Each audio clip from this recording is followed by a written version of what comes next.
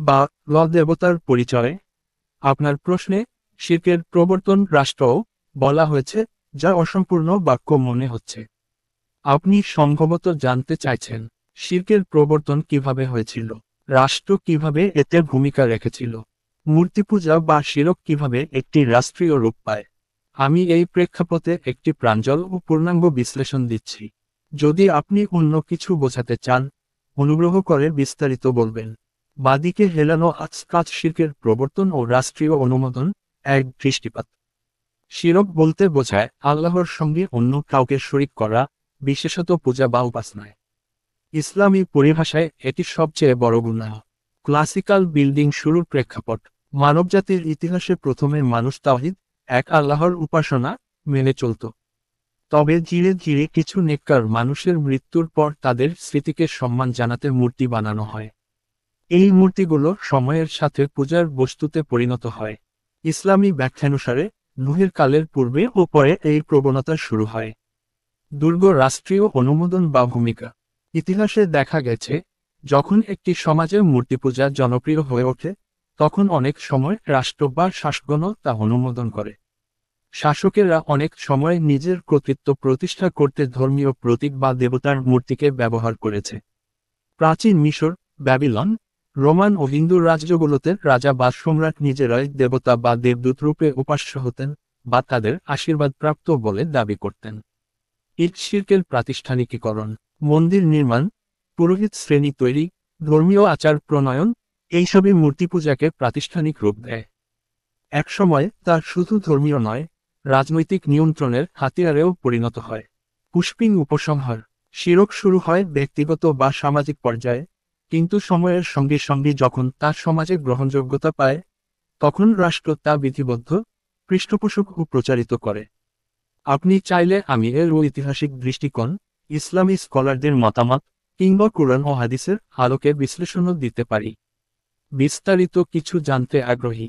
সূরা ছাফফাত ১২৫ আয়াতে যে বা লব দেবতার কথা বলা হয়েছে, আরবি ভাষায় এর অর্থ স্বামী বা মালিক। কিন্তু সম্ভবত এটি হিব্রু শব্দ, কেননা তখনকার সময়ে ফিলিস্তিন অঞ্চলের ভাষা ইব্রানি বা হিব্রু ছিল। এটি ইসরায়েলিদের পূজিত দেবমূর্তির নাম।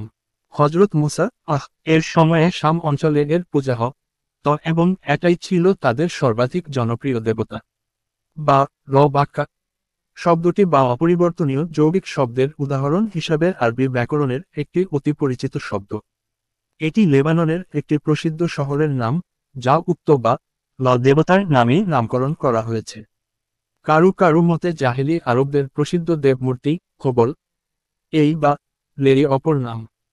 মক্কার খুজা গোত্রের নেতা আমর বিন লুহাই সর্বপ্রথম সিরিয়া থেকে বহুমূল্যের বিনিময়ে এই মূর্তি নিয়ে এসে বা গৃহে স্থাপন করেন এবং জনগণকে এই বলে আশ্বস্ত করেন যে সিরিয়ারা এই মূর্তির অশিলায় পানি প্রার্থনা করে।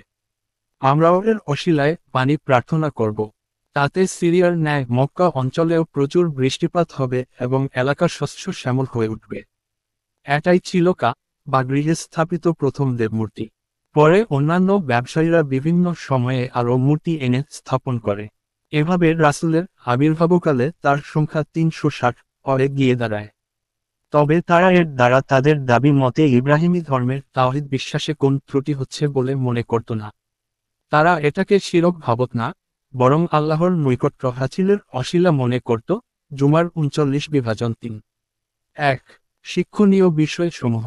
১. আহলে কিতাব হওয়া সত্ত্বেও এবং নিজেদের গোত্রে হাজার হাজার নবীর আগমন সত্ত্বেও বনু ইসরাঈলগণ মূর্তিপূজায় অভ্যস্ত হয়েছিল প্রয়োজনীয় শিক্ষা ও প্রচারের অভাবে।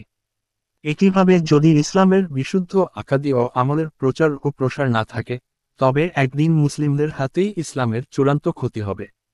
ইতিমধ্যে মুসলিম দেশসমূহের অভ্যন্তরে দুনিয়া পূজারী ধর্মনেতাদের হাত দিয়ে পীর পূজা, কবর পূজা ইত্যাদির মাধ্যমে উক্ত শিরকের রমরমা বাজার চলছে।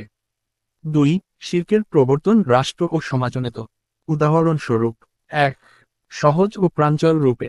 প্রথমে কোথাও মূর্তিপূজা শুরু হয়েছিল, পরে তা সারা দেশে ছড়িয়ে পড়ে। ২. সাহিত্যিকভাবে। মূর্তিপূজার সূচনা হয়েছিল এক স্থানে, কিন্তু অচিরেই তা সারা দেশে বিস্তার লাভ করে। ৩. ঐতিহাসিক টনে। প্রাথমিকভাবে নির্দিষ্ট অঞ্চলে মূর্তিপূজা শুরু হলেও সময়ের সঙ্গে সঙ্গে তা সমগ্র দেশে গৃহীত ও প্রচলিত হয়ে ওঠে।